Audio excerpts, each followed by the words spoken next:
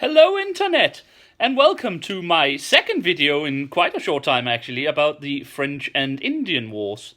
The reason I'm making this video is basically because while, one accusation or one criticism that could easily be leveled against my channel, beyond the shitty sound quality and the awful editing, is the fact that I'm basically, in quite a lot of ways, doing a, shall we call it, Wikipedia version of history. It's kind of like just very much who, when, why, where, how version without going too much into details, and of course that's what I chose, so I'm not really sad about it, but it could well be said that I am not particularly perhaps going in depth with a lot of the things I deal with. This is primarily just to talk about things that interest me, and that is history, and don't want to bore the shit off people. However, in this particular case, I felt like my last video had 3 points that I don't feel like I kinda did justice. So I am going to, in this video, try to not so much expand upon my early... Well, actually, that's not true. That is what I'm going to do. I'm going to try to expand on my earlier videos, not bringing in extra points, but trying to talk a little bit about 3 particular points that I have... I don't feel like I did true justice. First of all is the Indians, Native Americans relationship with the various parts and their fate in and after the war. Second is the sort of overall consequences of the French and Indian War in North America and on the fate of the world, basically, going forward. And last is some of the reasons why the war took place and why it had already sort of begun in North America all those years before it actually started in Europe in the 7 Years' War, because it wasn't just the fact that France and England are always willing to have a little scrap. So yeah, enjoy.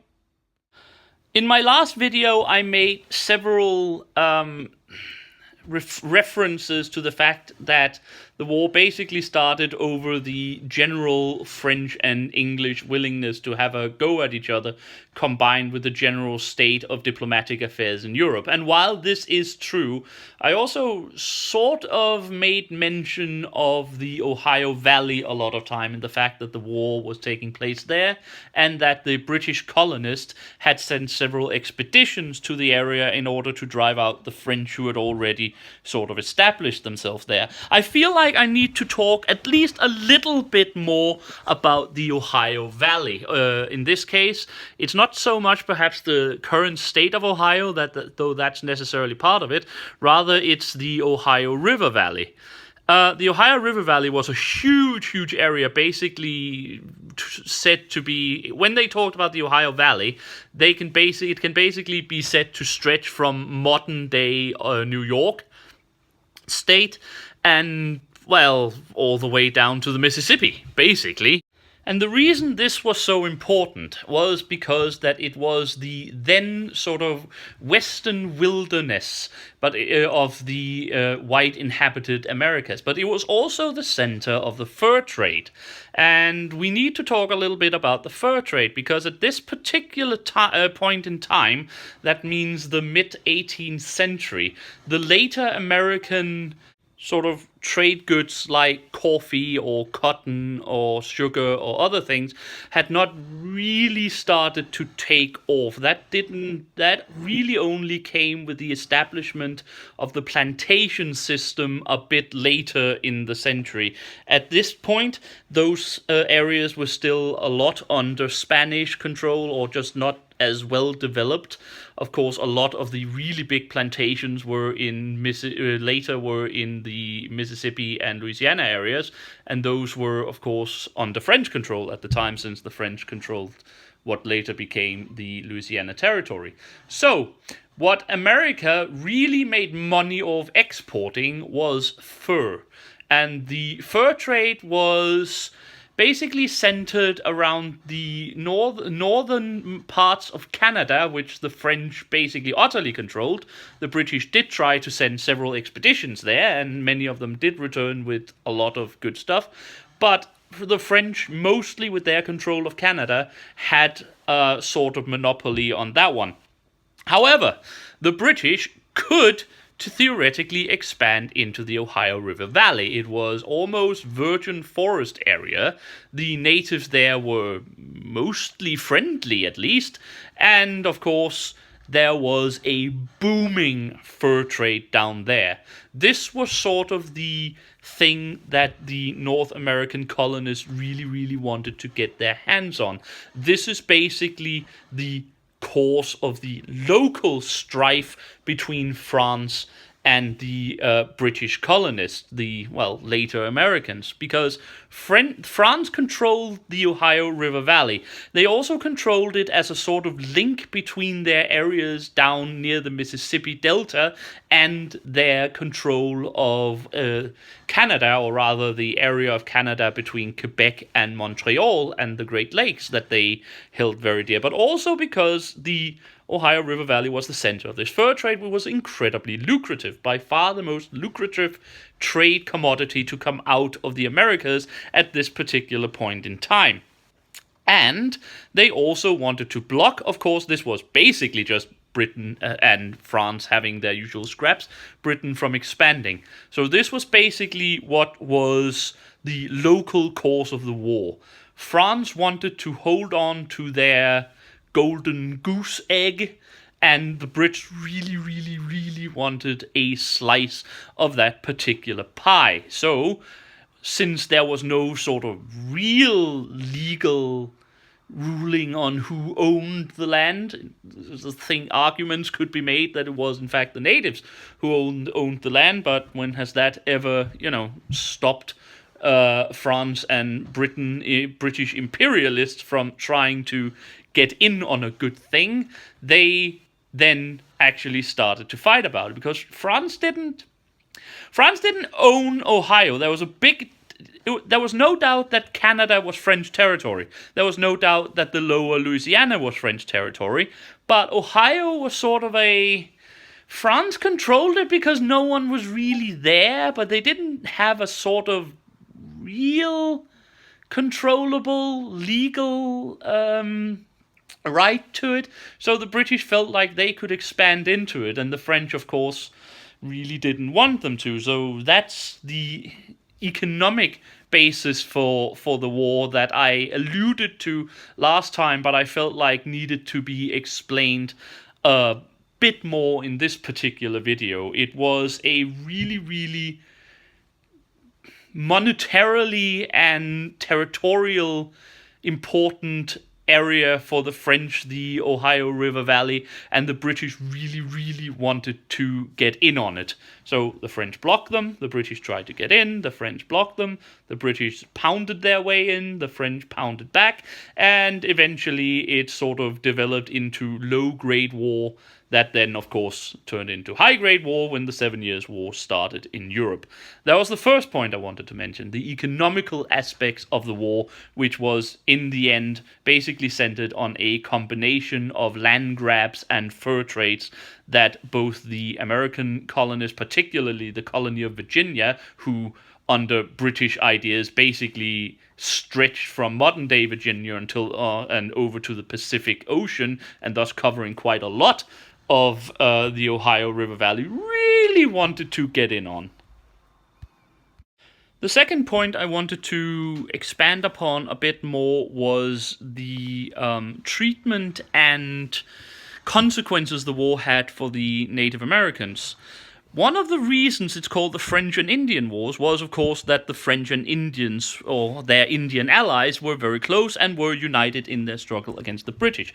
However, why was this so? The French was very imperialistic as much as the British were, and why wouldn't they treat the Indians as badly as any other white settlers? Well, because the Indians that settled in or lived in what the French considered their territories were basically French citizens and had been for about 100 years. We need to go back in time a bit to when Cardinal Richelieu, Armand Duplessis, Duc de Richelieu, became first minister to Louis XIII of France in the 1620s. He quickly decided that the French possessions in North America could be a way to raise revenue for the French state to quite a high degree, because the French were then, as always, embroiled in quite a number of wars and needed a steady source of revenue, especially from their colonies. He did a survey and realized that there was only really 200 French people living in their entire Canadian possessions. This was way too little in order to turn a profit, and was in fact a drain on state coffers rather than a point of taxation possibilities.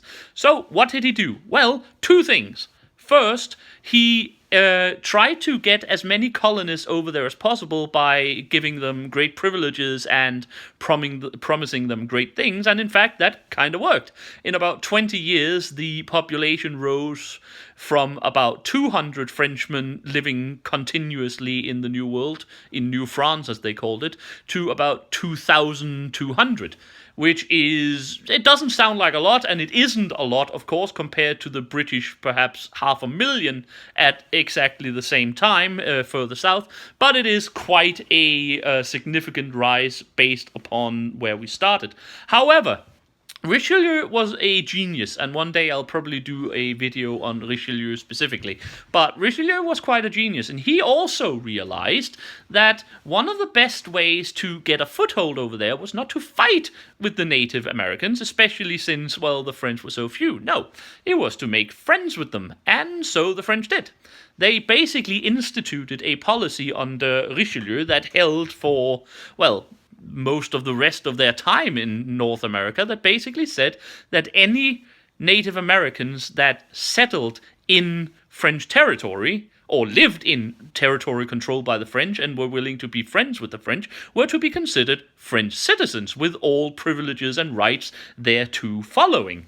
This basically meant that the French and Indians never really had the struggles and feuds that belonged to, well, practically any other white settlers in North America. They were friendly. They never really had any true kind of wars between the natives and the French because, well, the natives were French citizens. They could, of course, hold their own nations, hold their own laws, and blah, blah, blah, blah, blah. They didn't really become Frenchmen in any way, shape, or fashion, but they were French, which meant they had to be treated as allies and countrymen. So the French were really good at not breaking contracts and treaties with the natives. They were actually quite friendly with them and treated them honorably, which of course also meant that the natives, appreciating this fact and realizing that the trade with the French were getting everyone resources, and in fact it would be a strong counterpoint to their own native enemies and of course the English settlers further south, became fairly, in fact, one would say very loyal towards their French allies. There were cultural differences, as well as there always were, but there were never really any doubt that if it came to a struggle between the French and anyone else, then their native allies would stand by them strongly, loyally, and steadfastly without any chance of the bond being broken. This, of course, cannot really be said about the British colonists in the original 13 colonies and their native, allies, friends, enemies, basically anyone they came into contact with. I'm not going to go into a deep discussion about English colonists and later American citizens and their relationship with the Indians, Native Americans. There are plenty of places you can get that information, and in fact, a lot of you probably already knows it. However, because the British treated the natives the way they did, their alliances with the Native Americans were always sort of a bit ramshackle, a bit unsteady on their feet, no matter how much they otherwise felt like this would benefit both parties, because there was always but when are we gonna, backstab each other next time? This basically also meant that the French loss, and thus I will get to it later in the overall consequences, the free British expansion in the American continent meant that any victory of the British in the French and American wars would mean a setback and, in fact, in destruction in many ways of the way of life and the nations of the Native Americans, which also shows why the French had so many more and so much better native allies. The natives weren't stupid, they were well aware of this fact, and in fact those that joined the British mostly joined them because they really didn't like the tribes that were allied with the French, rather than because they liked the British. Now, the British weren't stupid either. So to counteract this, George III, when he got on the throne, made a law, or at least started to think about a law that was later propagated, namely that no British settlers were basically allowed to go to the western side of the Allegheny and Blue Ridge Mountains, because, everything east of that was fine, that was our colonies, American natives, get the hell out, but on the other side, that is all yours. You can see we are good and nice people, just like the French. You can ally with us. You can help us against our French enemies.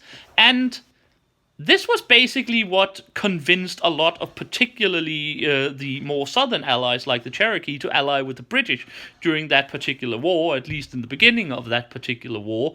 They kind of saw it, okay, maybe they have changed their ideas. Maybe they have changed their ways of dealing with us. So they united with them, and since we don't like the Shawnees and we don't like the other guys who are allied with the French, hell, let's take a scrap. Of course, the British didn't. Well, I'm pretty sure the British government actually meant this to be a law that should be enforced. However, the local British colonial authorities most certainly didn't. And, of course, after 1776, well, the Americans definitely didn't feel like obeying some British law propagated by, the tyrant King George III, and they immediately then started saying, well, there's a lot of us, and we need land, and we need trade goods, and fuck the Indians, we're spreading out. And again, I am not going, it's all white man's fault or white man's burden here. I am basically saying that the reason the French held out so long in the war, and indeed held the upper hand for a while, was basically because they had this very, very strong and very, very mutually respectful relationship with their native allies, while the British constantly had to rely on their own not too forest adapted troops in the wars on the then western frontier. And of course, all of this in the end also led to the later wars with the natives, and of course eventually under Jackson to the Seminole Wars and the Indian Removal Acts. Lastly, I want to talk a bit more about the global and continental ramifications of the French and Indian Wars. Basically, this particular war, well, of course, every war does, and every sort of action creates the world we live in today, but far more than anything else, this war created the possibility of American hegemony. When the war started, there was about 60,000 Frenchmen in the New World compared to about 2 million British settlers. However, as we've seen, the French managed to hold their own and actually keep the British out of the Ohio River Valley for quite some time. The fact that the British won this war and during the settlement of the 7 Years' War, managed to get control of practically all of Canada and the entire eastern seaboard of the United States, meant that when they were then later kicked out of the Americas during the Revolution, America was free to expand and become the dominant nation in the world that they are today, with the cultural, military, and economical dominance that they possess. Now, everyone knows I consider this a very good thing, so I'm not going to say I wish things were different in any way. I like the way things are. However, it also means that had the French won that war, had the French kept their territories, it is doubtful that America would ever have existed as a free country, at least not until very much later. Because let's see. The French wins. They keep their territories, get a firm grip over the Ohio River Valley, and thus keeps a very, very, very firm grip from the Mississippi Delta all the way up through the river systems to the Great Lakes and, in fact, to the St. Lawrence Bay. This would mean that even if the Americans had managed to kick out the British as they did, they would have been fairly well stymied in expanding further inland. Because, and this is where I, perhaps to a certain degree, insult my American friends. I don't feel the Americans could have won the revolution without French help. Yes, I know, you had a lot of good soldiers, you had a couple of good generals. One day I might make a video of truly offending everyone, stating my claim that George Washington was at best a fairly mediocre battlefield commander, but his particular skill and abilities and influence lay in other things rather than his battlefield command. But let's face it, America's was in a long losing struggle until the French decided to come in and help them. The French were willing to come in and help them because they were still smarting over the defeat to the British and the loss of most of North America, and of course their desire, as always, to humble the British and bring them down a peg. And so they went in on the American side. Had the French won the French and Indian Wars and maintained their control of North America, there is no guarantee that they would have gone in like that as they did. They held their territories. They didn't need to particularly humble the British, who would probably have been humbled enough themselves. Already at this point, if the British had even tried then to enter a real prolonged struggle with the American colonists too, if the Americans have gotten French help, with the French dominion already over most of North America, there's a very, very real chance that the French culture, rather than the British culture, might have dominated at least quite a bit of the new American republics, in which case the history of the world would have been completely different. Do you all want to be French, my American friends? Thirdly, even if the Americans have gotten the help it did without any strings attached as it was, and retained control of their original 13 colonies, they would still not have been able to expand them, because the French controlled basically the rest of Central North America, and as their allies, they wouldn't have been able to do that. Now, to, expand as they did, because they then took it from the British, who no longer had anything to do over there. Now, the Americans might still have then tried a war with France to expand. It was, after all, the era of manifest destiny. But France would then probably have allied with the British and kicked the Americans' ass, because, again, I don't want to offend my American friends, but an alliance between France and the British to annoy the Americans in the early 19th century would have resulted in the Americans getting their asses kicked quite thoroughly. Imagine, if you will, the small, understaffed, undermanned, under-equipped, fairly useless American standing army under James Wilkinson, of all people, fighting a combination of the Duke of Wellington and Napoleon Bonaparte. Again, with all due respect to my American friends, and I truly, truly am happy it didn't get to that, you would have gotten beaten like, I can't even think of an analogy that would fit to this, but you would have gotten beaten. So thank God that didn't happen. So that was basically an expansion on the global consequences. This war allowed a Anglo-style culture to dominate the awakening American nation, and also basically allowed America to expand fairly quickly into the useful and, as we've said, economical and land-rich areas of what is today the Midwest and the old Western style frontiers of the Ohio and Mississippi River valleys, and thus allowed America to become the free and dominant nation that it was today, rather than at best a second or third rate regional power clinging to the outskirts of the North American continent, dominated probably by a eventually independent French state, kind of like modern day Quebec, only stretching from the Gulf of Mexico and until the St. Lawrence Bay. So, yeah, of course, that could be an interesting thought experiment. What kind of nation would that have become? Because eventually that would probably have been populous and powerful enough to attack and conquer the fledgling Americas, and their and of course, such a state's alliance with the native Indians, which I don't necessarily think would have broken down just because they broke off from France proper, we could well have seen a very different world dominated by a kind of French American style culture dominating the entire North American continent in a strong alliance and strongly influenced by the native traditions that they had to, at least to a certain degree, had to adopt in order to maintain the ancient alliance. But that's another thing. My point is, the war created the modern world by creating the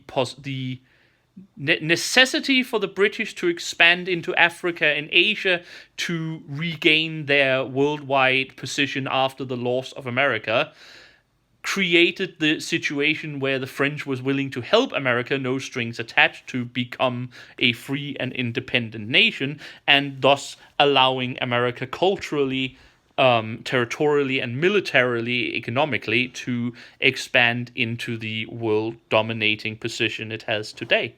Well, looks like I'm getting very, very good at this, making videos that are, short and to the point as usual. I just wanted to make a quick little thing, fastly expanding on points I've already made. It was supposed to be 7 or 8 minutes long, and well, here we are. So yeah. Anyway, I did get to say what I wanted to say. I did feel like I brought a bit more justice to some points that I feel like I left undeveloped last time, and yeah, overall, I hope you enjoyed it. Until next time, I have been the Sage, and I wish you all a very happy day.